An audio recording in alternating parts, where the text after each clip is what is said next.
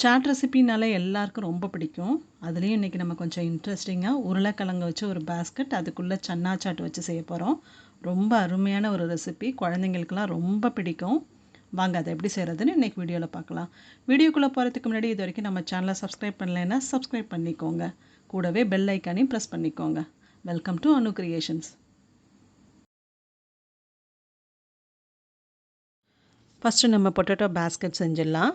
அதுக்கு 3 உருளைக்கிழங்கு தோல் சீவிட்டு இந்த ஸ்லைசரில் சீவி தண்ணியில் போட்டு வச்சுருக்கேன்.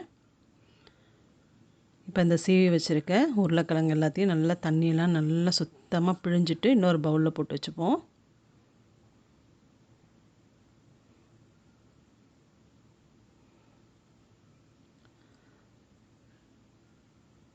இப்போ எல்லாத்தையும் நல்லா தண்ணிலாம் பிழிஞ்சிட்டு இன்னொரு பவுலில் போட்டு வச்சுட்டேன். இப்போ இது கூட நமக்கு தேவையான அளவு உப்பு சேர்த்துக்கலாம். அடுத்தது கார்ன்ஃப்ளவர் மாவு கொஞ்சம் சேர்த்துப்போம். எல்லோ ஃபுட் கலர் கொஞ்சம் வச்சுருக்கேன், அதையும் சேர்த்துக்கிறேன். இப்போ இது எல்லாத்தையும் சேர்த்து நல்லா மிக்ஸ் பண்ணிக்கலாம். எல்லோ ஃபுட் கலர் நம்மளோட ஆப்ஷனல் தான், வேணும்னா சேர்த்துக்கலாம், இல்லைன்னா விட்டுடலாம்.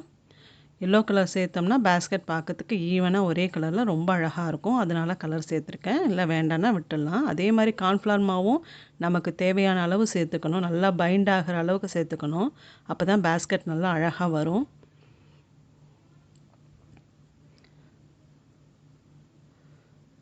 இப்போ எல்லாத்தையும் சேர்த்து நல்லா பிணைஞ்சாச்சு.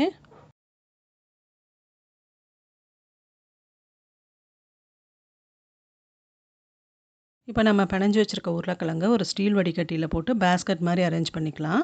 பாருங்கள் எவ்வளோ உதிராக இருக்குது பாருங்கள். இதை மாதிரி இருந்தால் தான் பேஸ்கெட் நல்லா வரும். இப்போ உருளைக்கிழங்கு நல்லா சைட்லலாம் வச்சு பேஸ்கெட் மாதிரி அரேஞ்ச் பண்ணி நல்லா ப்ரெஸ் பண்ணி வச்சுக்கணும். பாருங்கள் இந்த மாதிரி நல்லா டைட்டாக ப்ரெஸ் பண்ணி வச்சுக்கணும். இப்போ அரேஞ்ச் பண்ணியாச்சு. எண்ணெயும் சூடாக இருக்குது. இப்போ அப்படியே வச்சுப்போம். இப்போ ஒரு கரண்டியை வச்சு சைட்லேருந்து எண்ணெய் எடுத்து உள்ளே அப்படியே விட்டுட்டோம்னாக்கா கீழேயும் நல்லா வெந்துடும், உள்ளேயும் நல்லா வெந்துடும். இது வேகத்துக்கு கொஞ்சம் டைம் எடுக்கும். மீடியம் ஹீட்டில் வச்சு கொஞ்சம் நேரம் வேக வச்சுக்கலாம். இப்போ நல்லா வெந்துடுச்சு. ஒரு கத்தியை வச்சு ஃபஸ்ட்டு நம்ம சைடெல்லாம் எடுத்து விட்டுக்கணும். இப்போ நல்லாவே வருது எனக்கு.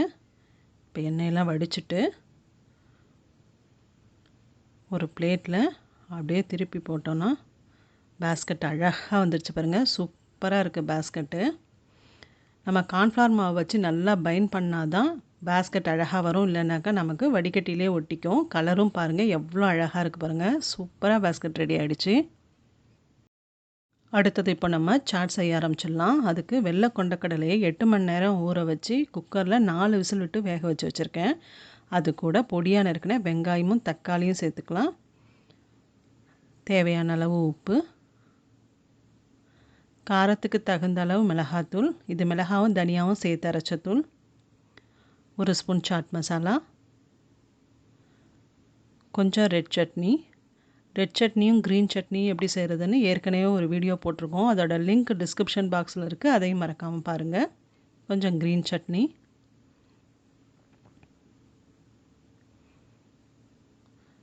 கொஞ்சம் கொத்தமல்லி இலை. இப்போ இது எல்லாத்தையும் சேர்த்து நல்லா மிக்ஸ் பண்ணிக்கலாம்.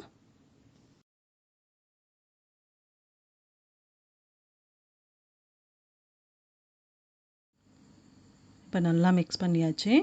அவ்வளோதான், நமக்கு இப்போது சன்னா சாட் அருமையாக ரெடி ஆகிடுச்சு. இப்போ நம்ம செஞ்சு வச்சுருக்க பொட்டேட்டோ பாஸ்கெட்டில் சன்னா சாட்டை வச்சு அரேஞ்ச் பண்ணிக்கலாம். ஃபஸ்ட்டு நமக்கு தேவையான அளவு சன்னா சாட்டை வச்சுப்போம்.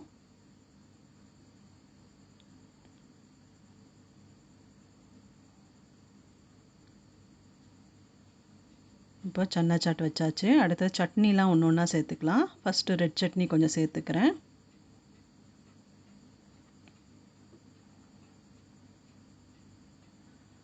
அடுத்தது கொஞ்சம் க்ரீன் சட்னி சேர்த்துப்போம்.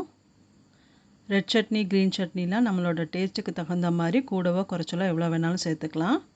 அடுத்தது கொஞ்சம் தயிர் சேர்த்துப்போம்.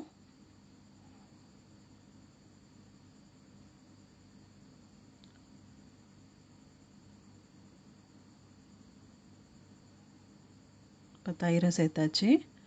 அடுத்தது கொஞ்சம் காரா பூந்தி சேர்த்துப்போம்.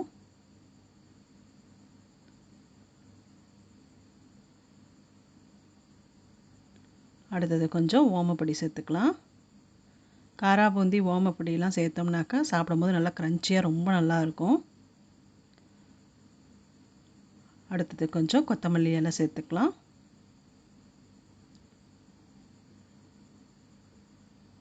கடைசியாக கொஞ்சம் மாதுளை சேர்த்துக்கிட்டோம்னா அவ்வளோதான். நமக்கு இப்போது பொட்டேட்டோ பேஸ்கட் சாட் அருமையாக ரெடி ஆகிடுச்சு.